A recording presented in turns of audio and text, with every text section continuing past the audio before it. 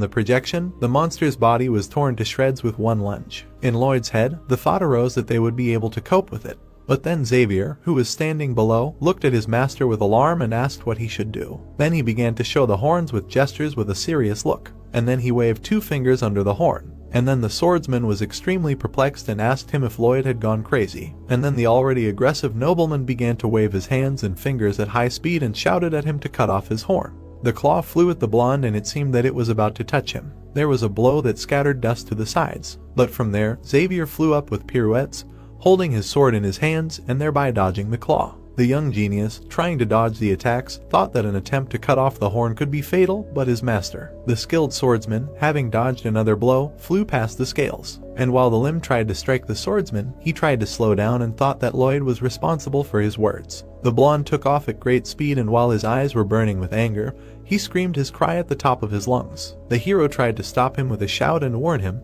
and say that it would not be easy at all, but the power of the mana rings is not only in the blow. Xavier, already near the horn, asked what he should do. Raising the blade above his head, he continued, saying that although he was weak, he was fast and at high speed. The swordsman delivered a chopping blow from top to bottom, while putting in mana, and asked if it would be easy. The rings of mana began to dance and intersect over and over again, thus forming a pattern and accelerating faster. The blonde man, gritting his teeth, held the sword to the horn and put in his mana with all his might. Lloyd, seeing this, smiled, clenching his fist, thinking about what they had done, because these were real electric saws made of mana, and after all, it was just a theory. And then he saw Xavier fighting, screaming at the top of his lungs, and thought about how he had never doubted him. Waves of energy diverged from Giga's head in different directions under his screams. The claw again flew at great speed towards the blonde man while he was trying to saw through the horn. But Peepadong stretched his paws forward and was about to jump at the hero's command. The beast hit the titan